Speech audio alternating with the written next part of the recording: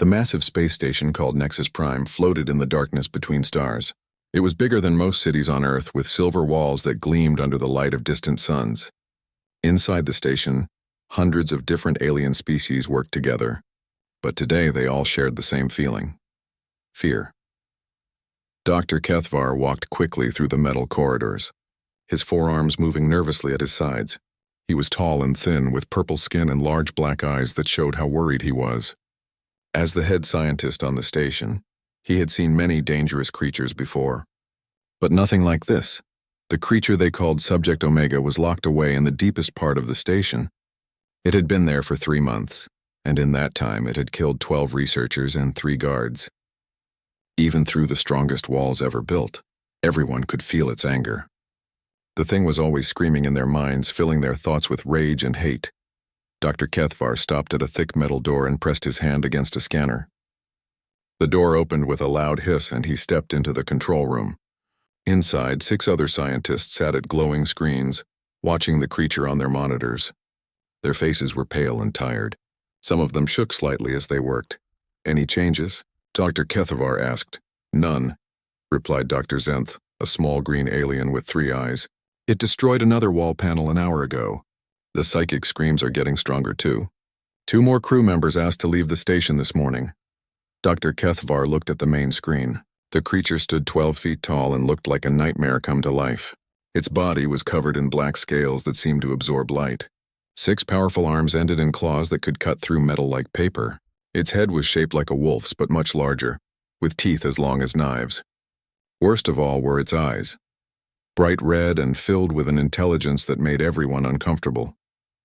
The creature was called a Vorthak. Before this one was captured, most people thought they were just stories told to scare children. The legend said they could read minds and drive people crazy with fear. Now everyone knew the legends were true. "How did we capture it again?" asked Dr. Yill, a young researcher who had just joined the team. "We didn't," Dr. Kethvar said sadly. "It destroyed a Zenthari military base on planet Korath. 200 of their best soldiers were killed. When our ships arrived, we found this creature sitting in the ruins, almost like it was waiting for us. It didn't fight when we put it in the containment field. We thought that meant it was weak or tired. But it wasn't," Dr. Zenth added. "It was just thinking." The creature had been planning. On the first day at the station, it had broken free from its cage and killed 5 people before they could trap it again. Since then, they had built stronger walls and better locks, but everyone knew it was just a matter of time before it escaped again. "The Galactic Council is getting impatient," Dr. Kethvar continued. "They want to know if we can control it or communicate with it. If we can't, they're going to order us to destroy it."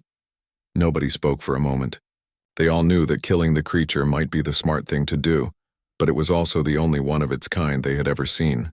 The scientific knowledge they could gain was incredible. If only they could find a way to study it safely. Suddenly, an alarm started beeping. Dr. Kethvar looked at his communication device and saw a message from the docking bay. "What is it?" Dr. Zenth asked. "A human ship just arrived. Engine problems. They need repairs." The other scientists looked confused.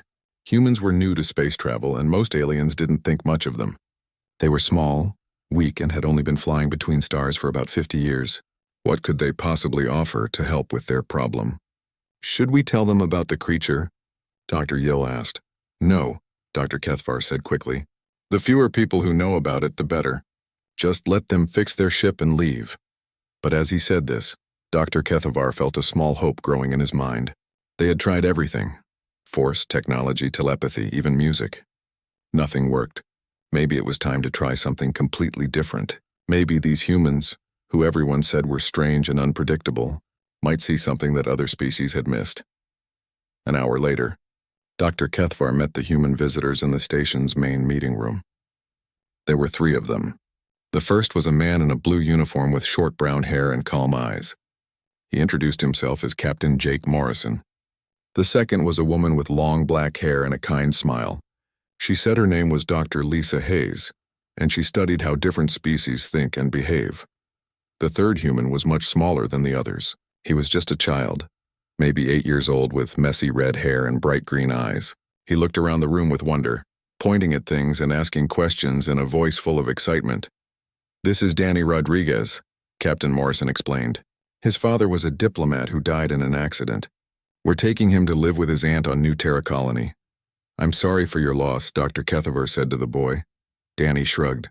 It's okay. Dad always said space was dangerous, but it was worth it to see amazing things. Is this place amazing? Dr. Kethvar didn't know how to answer that. The station was amazing, but also terrifying because of what they kept locked away in its depths. We just need our engines fixed, Captain Morrison said. It should take about a week, of course. You're welcome to stay as long as needed. As they talked about repairs and supplies, Dr. Kethvar found himself watching the human child. Danny seemed completely unafraid of the strange aliens around him. He smiled at everyone and asked innocent questions about their species and their work. There was something pure about him, something that reminded Dr. Kethvar of what it felt like to discover something wonderful for the first time. Could this child's innocence be the key they had been looking for? Dr. Kethvar pushed the thought away. It was too dangerous to risk a child's life, no matter how desperate they were. But deep in the station, the creature called Subject Omega suddenly stopped its endless pacing. For the first time in months, it sat down and tilted its massive head, as if it was listening to something only it could hear. Danny Rodriguez was bored. Captain Morrison and Dr. Hayes had been in meetings all morning, talking about boring grown-up things like engine parts and fuel costs. They had told him to stay in the guest quarters and read his books. But Danny had already read them all 3 times during the long trip through space. The guest quarters were nice enough, with a big window that showed the stars outside, and a soft bed that was much more comfortable than his bunk on the ship. But Danny was 8 years old, and staying in one room for hours was like asking a fish not to swim. He waited until he was sure the adults were really busy, then quietly opened the door and peeked out into the hallway. The corridor was empty except for a few alien workers walking by with strange tools in their hands. Danny had never seen so many different kinds of aliens before. Some were tall and thin, others were short and round. Some had fur, others had scales, and a few looked like they were made of living metal. Danny stepped out into the hallway and started walking. Nobody stopped him or even seemed to notice him. He was just a human child, and most aliens thought humans were harmless. Danny liked that. It meant he could explore without anyone worrying about him. The station was huge, with corridors that went in every direction. Danny followed his nose, which led him past a room full of computers that hummed and beeped, then past a cafeteria, where aliens were eating things that smelled terrible, but probably tasted good to them. He saw gardens with plants that glowed in the dark and workshops where robots were building other robots. Everything was amazing, just like his father had said space would be. Danny wished his parents could see this place. They would have loved all the different species working together, sharing their knowledge and building something wonderful. After walking for almost an hour, Danny found himself in a part of the station that was different from the rest. The walls here were thicker, and there were fewer windows. Red lights flashed on the ceiling, and signs in different alien languages warned people to stay away. Danny couldn't read the words, but the pictures were pretty clear. This was a dangerous area. Danny probably should have turned around and gone back to the guest quarters. That's what a smart, careful child would have done. But Danny had always been curious, and his father had taught him that the best discoveries came from going places where others were afraid to go. He found a maintenance shaft that was just big enough for a small person to crawl through. The metal was warm under his hands as he climbed through the narrow space, following the sound of humming machines and the feeling that something important was waiting for him. The shaft ended at a grate that looked down into a huge room. Danny pressed his face against the metal bars and gasped at what he saw below. The room was enormous, bigger than a football field, with white walls that seemed to glow with their own light. In the center was a cage made of energy, crackling, blue and yellow beams that formed a box around something, dark and massive, and inside that cage was the most incredible creature Danny had ever seen. The thing was huge, at least twice as tall as any adult Danny knew. Its body was covered in black scales that looked like polished stones, and it had 6 arms that ended in claws longer than Danny's fingers. Its head was like a wolf's head but much bigger, with teeth that gleamed white in the strange light. But what caught Danny's attention weren't the scary parts. It was the creature's eyes. They were red but not like fire or blood. They were red like rubies, and they looked sad. The creature was pacing back and forth in its energy cage, and every few steps it would stop and hit the walls with its claws. Sparks flew when the claws touched the energy, but the creature didn't seem to care about the pain. It just kept hitting and hitting like it was trying to dig its way out of a hole. Danny had seen that kind of behavior before. When his neighbor's dog got sick and had to stay at the animal hospital, it had acted the same way, pacing and scratching and looking desperate to get out. The dog hadn't been mean or dangerous. It had just been scared and lonely. As Danny watched, the creature suddenly stopped pacing. Its massive head turned upward, and its red eyes looked directly at the maintenance shaft where Danny was hiding. Danny should have been terrified. This was obviously the most dangerous thing on the station, the reason for all the warning signs and thick walls. But instead of fear, Danny felt something else: curiosity, and maybe a little bit of sadness for the lonely creature in its cage. "Hi there," Danny whispered through the grate. The creature tilted its head to one side, like a dog hearing a new sound. It didn't roar or try to attack. It just stood there looking up at Danny with those sad red eyes. Danny had always been good with animals. Back on Earth, he could make friends with any dog or cat, even the mean ones that bit other people. His mother used to say he had a gift for seeing the good in creatures that others were afraid of. "You look lonely," Danny said, speaking a little louder now. "I'm lonely too. My name is Danny. What's your name?" The creature made a sound that wasn't quite a roar and wasn't quite a purr. It was a deep rumbling noise that seemed to come from somewhere deep in its chest. To Danny, it sounded like the creature was trying to talk back. For several minutes, Danny and the creature just looked at each other. Danny could feel something strange happening, like the creature was trying to touch his mind with its thoughts. But unlike the scary mental screams that had been driving the station's crew crazy, this felt gentle, almost like a soft hand touching his forehead. Images flashed through Danny's mind. He saw forest with purple trees and silver leaves. He saw other creatures like this one, but smaller, playing together in meadows filled with flowers that sang in the wind. He saw families of these creatures caring for their young, teaching them to hunt and play and love. But then the images changed. Danny saw ships with guns, soldiers in armor, fear and pain and death. He saw the creature's family running away, hiding, being captured or killed. He saw this creature alone and angry and afraid, striking out at anyone who came near because it had learned that strangers meant pain. Danny's eyes filled with tears, not from fear but from sadness. "I'm sorry," he whispered.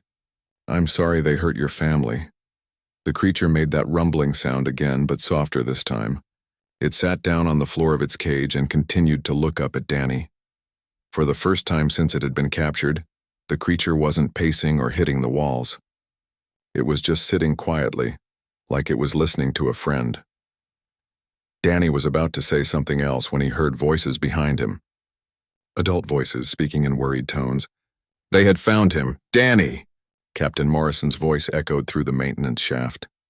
"Danny, where are you?" Danny looked down at the creature one more time. "I have to go," he said. "But I'll come back if I can, okay?"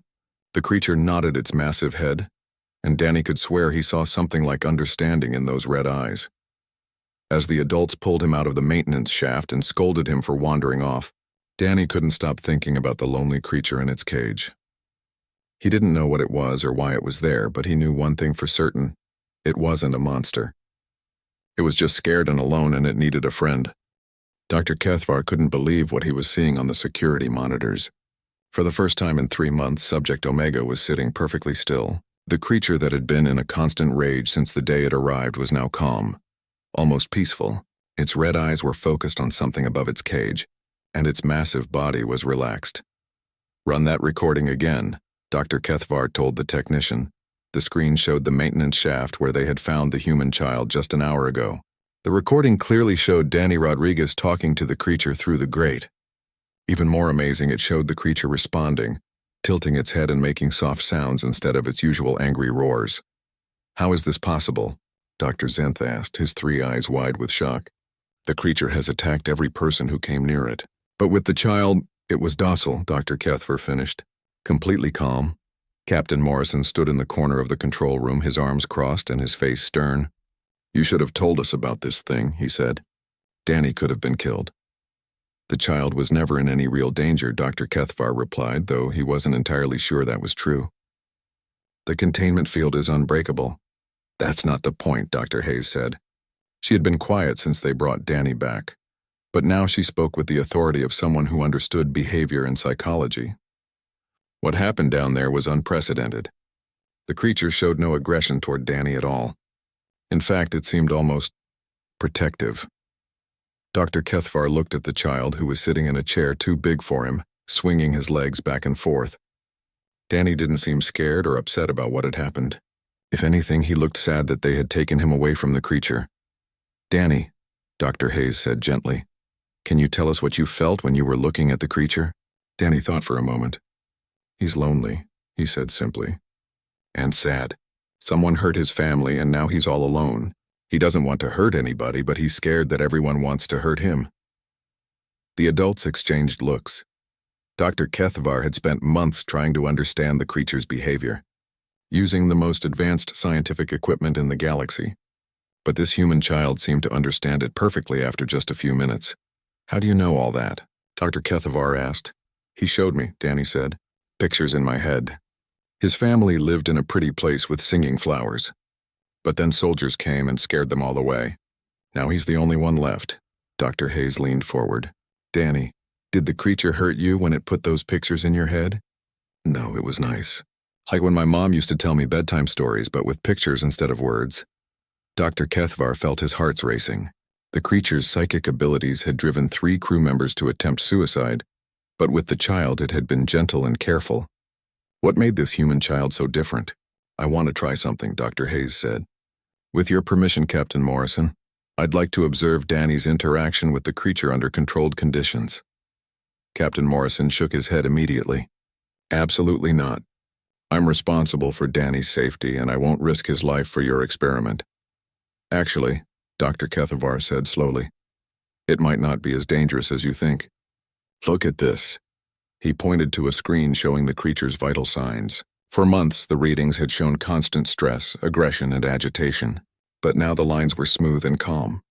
The creature's heart rate was normal, its brain activity was peaceful, and the psychic emanations that had been driving everyone crazy had almost completely stopped. "The creature is happier now than it's been since we captured it," Dr. Kethvar continued. "Just from that brief contact with your child." Danny looked up at Captain Morrison with big, hopeful eyes. "Please, Jake. I want to help him. He's all alone, just like I am." Captain Morrison's expression softened. He knew Danny was still grieving for his parents, even though the boy rarely talked about it. Maybe helping another lonely creature would be good for both of them.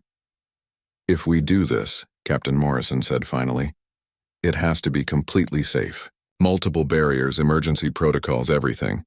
Dr. Kethvar nodded eagerly. "Of course. We'll take every precaution." 2 hours later, they were back in the containment area. The creature had remained calm the entire time, as if it knew something good was going to happen.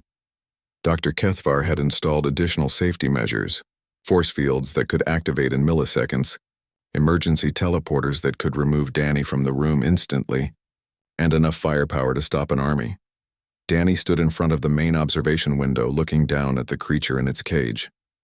The moment the creature saw him, it stood up and walked to the edge of its containment field. Its red eyes were bright and alert but not threatening. "Hi again," Danny said, placing his small hand against the thick glass. "I told them you weren't mean. They said I could come visit you."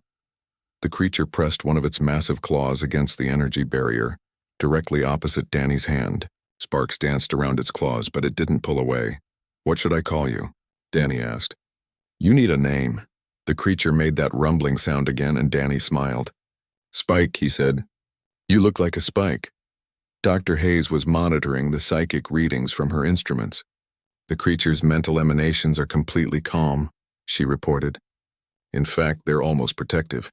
It's like it sees Danny as something precious that needs to be guarded."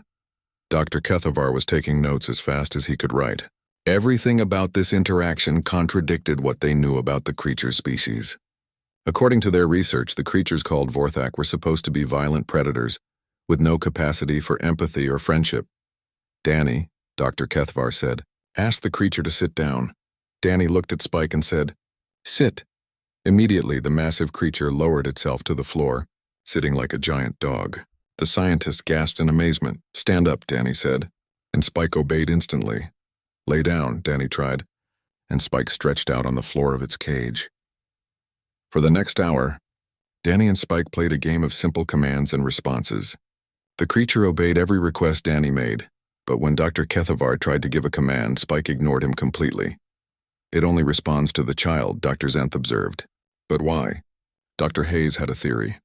Children see the world differently than adults, she explained. They don't have the same fears and prejudices that we do. When Danny looks at Spike, he doesn't see a dangerous monster. He sees a lonely creature that needs a friend, and somehow Spike can sense that difference. As the day went on, Danny and Spike developed their own way of communicating. Danny would ask questions, and Spike would send gentle mental images in response. Danny learned that Spike's people lived in family groups called packs, that they loved music and art, and that they were much more intelligent than anyone had realized. They're not just animals, Danny told the adults. They're people like us, but different. Dr. Kethvar felt ashamed. They had been treating Spike like a dangerous beast, never considering that it might be a thinking, feeling being with its own culture and emotions. But their breakthrough was about to face its biggest test. Long-range sensors had detected a fleet of Zenthari warships approaching the station. The Zenthari were the ones who had first encountered Spike's species, and they had declared them to be a threat to galactic peace.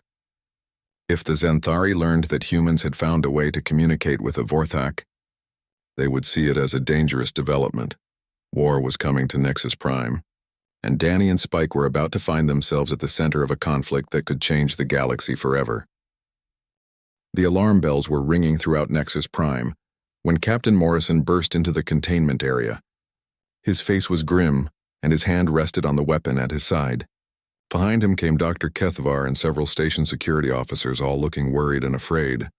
"We have to evacuate Danny now," Captain Morrison said. "The Zenthari fleet is only 6 hours away, and they're demanding we hand over both the creature and all humans involved in the research." Danny looked up from where he had been sitting near Spike's containment field. For the past 3 days, he had spent almost every waking hour with his new friend, learning about Spike's people and sharing stories about Earth. Now the adults wanted to separate them again, and Danny could feel Spike's distress growing. "I don't want to leave Spike," Danny said firmly. "He needs me." As if to prove Danny's point, Spike began making low, worried sounds.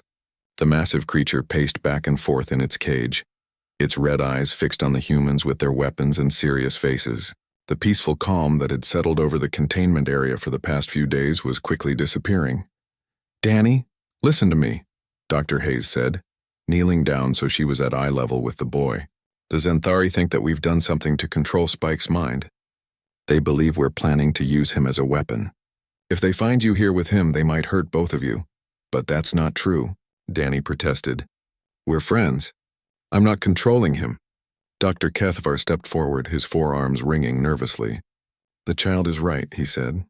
"Our observations show no signs of mental control or manipulation. The creature responds to Danny because it chooses to, not because it's being forced." Captain Morrison shook his head. "It doesn't matter what the truth is. The Zenthari have already made up their minds. Admiral Varthak sent a message saying that any species capable of controlling a Vorthak is too dangerous to be allowed to exist." Danny felt tears starting in his eyes. After losing his parents, Spike had become the best friend he had ever had. The idea of losing him too was too much to bear. Spike seemed to sense Danny's distress. The creature pressed itself against the energy barrier, reaching one massive claw toward the boy. When Danny placed his hand against the barrier to meet Spike's claw, both of them seemed to calm down a little. "There has to be another way," Dr. Hayes said. "What if we could prove to the Zenthari that we're not controlling Spike? What if we could show them the truth about what's really happening here?" Before anyone could answer, the lights in the containment area dimmed, and a new alarm began sounding. This one was different from the evacuation alarm. It was the sound that meant the station was under attack. "They're here early," Captain Morrison said, checking his communication device. "Zenthari boarding ships are heading for the docking bays." Dr. Kethvar's face went pale. "If they reach the containment area while the creature is agitated..." He didn't need to finish the sentence. Everyone knew that Spike had been calm only because of Danny's presence. If the Zenthari arrived with weapons and hostile intentions, Spike might revert to the angry, dangerous creature they had first captured.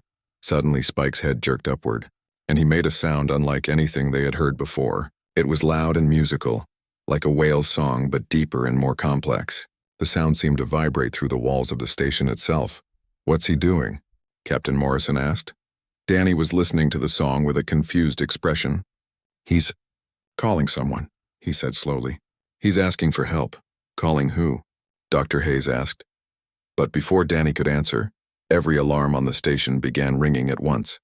Dr. Kethvar's communication device exploded with panicked voices from the control center. "Sir, multiple contacts appearing on long-range sensors." "How many ships?" Dr. Kethvar asked. "Not ships, sir. Something else. Something big." Through the station's communication system, they could hear Admiral Varthek's voice demanding to speak with the station commander. But there was something different in his tone now. The confident aggression had been replaced by confusion and fear. "Dr. Kethvar," the Admiral's voice crackled through the speakers. "What have you done? Our sensors are detecting massive energy signatures throughout this system. Where did these things come from?" Dr. Kethvar looked at Danny and Spike. The boy was staring at his friend with wide eyes, and Spike was continuing his strange song. "I think," Danny said quietly. Spike's family heard him calling. The main view screen in the containment area activated, showing them what the station's external cameras could see. What they saw made everyone gasp in amazement and terror. Ships were appearing throughout the star system, but they weren't like any ships anyone had ever seen before. They looked like they had been grown rather than built, with smooth curves and organic shapes that pulsed with their own light. Some were as small as fighters, others were larger than the biggest space stations, and they were all heading toward Nexus Prime. The largest of these bioships was approaching the station directly. It was easily 10 times the size of the biggest Zenthari dreadnought, and its surface was covered in what looked like scales similar to spikes. As it drew closer, patterns of light began moving across its surface, like thoughts made visible. "It's beautiful," Danny whispered. Admiral Varthek's voice was now openly frightened. "Nexus Prime, this is Admiral Varthek of the Zenthari First Fleet. We are detecting massive alien vessels of unknown origin.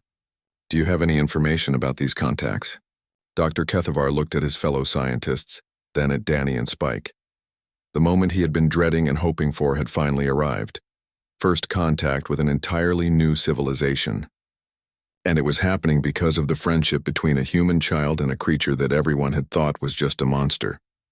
"Admiral," Dr. Kethvar said into his communication device, "I believe we are about to meet Spike's people." The giant bioship settled into position near the station, its massive bulk blocking out the stars. Smaller ships surrounded it, forming a protective formation that made it clear they were ready for either peace or war. Then something incredible happened. A voice spoke directly into the minds of everyone on the station and in the Zenthari fleet.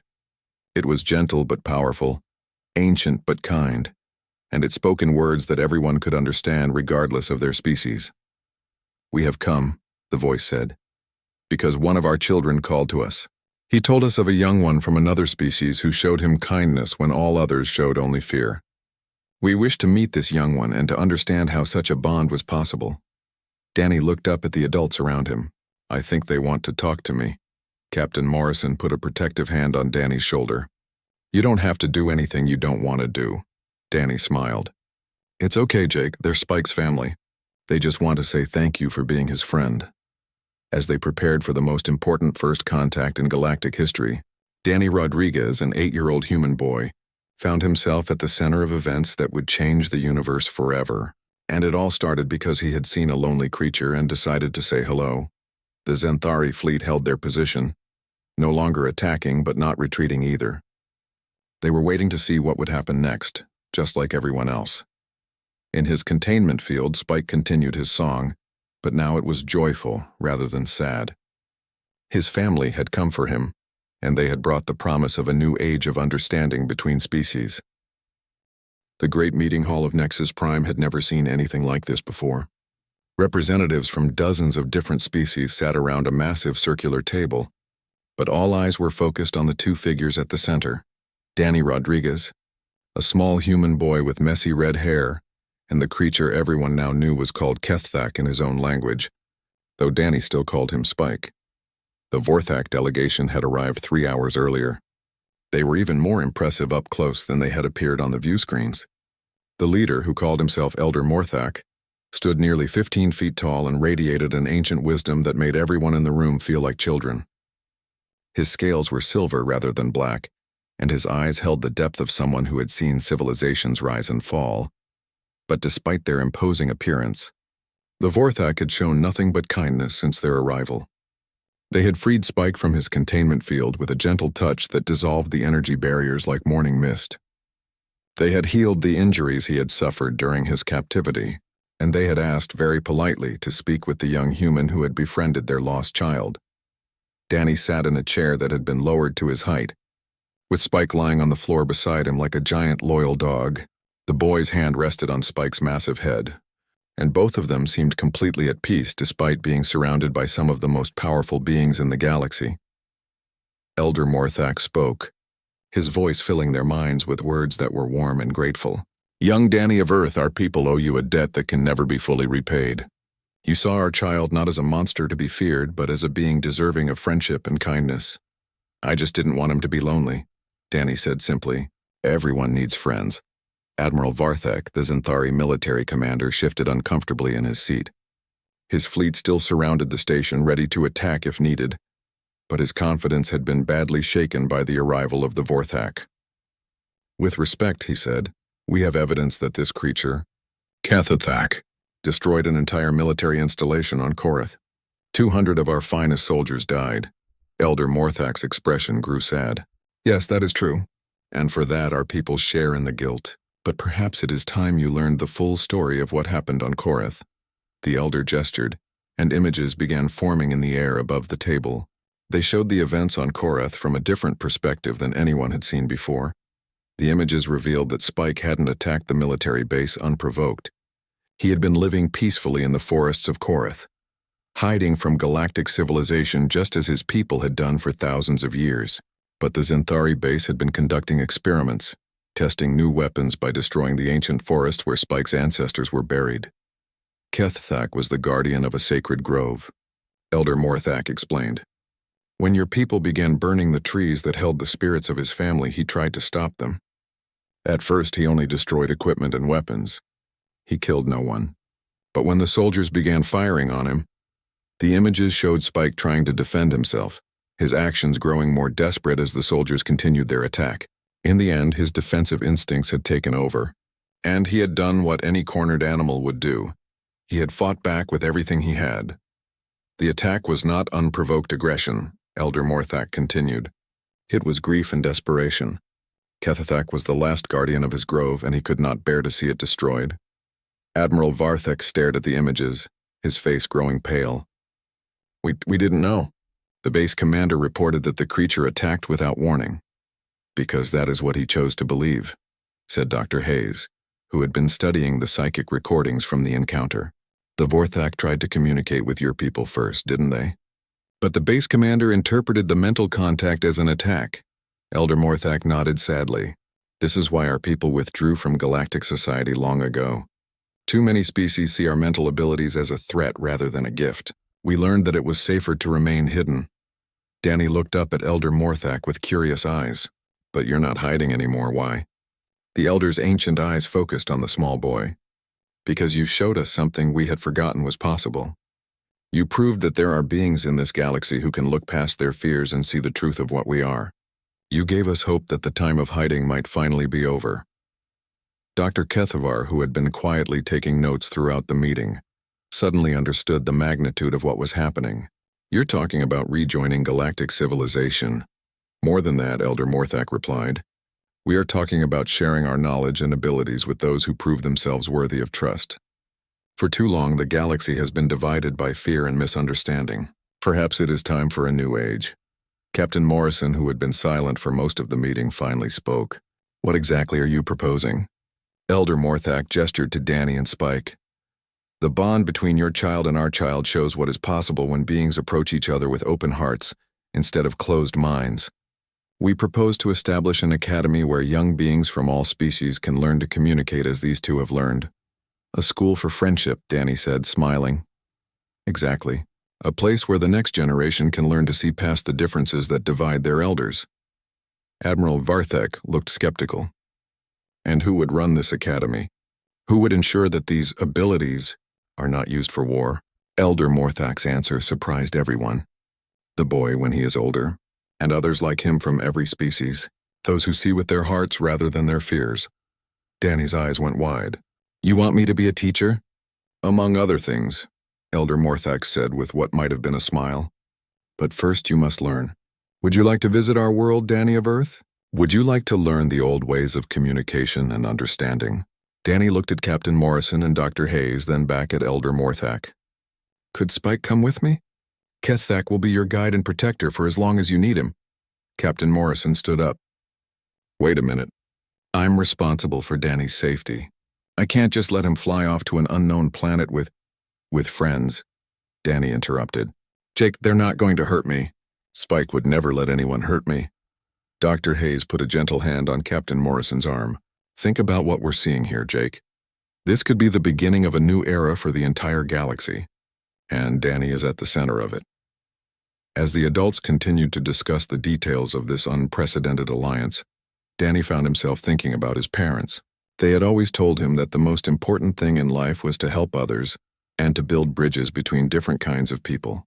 He hadn't understood what they meant when he was younger, but now he was beginning to see. By making friends with Spike, he had accidentally started something much bigger than he had ever imagined. He had shown two entire civilizations that friendship was possible, even between the most unlikely companions.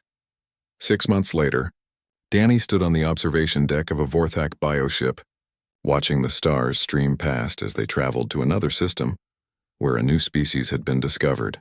Spike stood beside him, now wearing a translation device that allowed him to speak directly to other species instead of relying only on mental communication. Danny was no longer just a lonely boy grieving for his parents. He was an ambassador, a teacher, and most importantly, a friend to beings throughout the galaxy.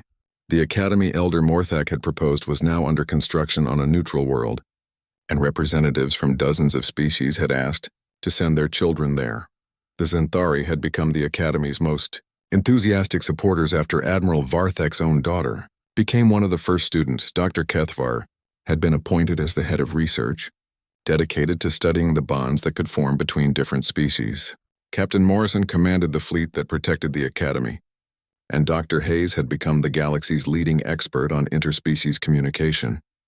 But perhaps the most important change was in the way species approached each other.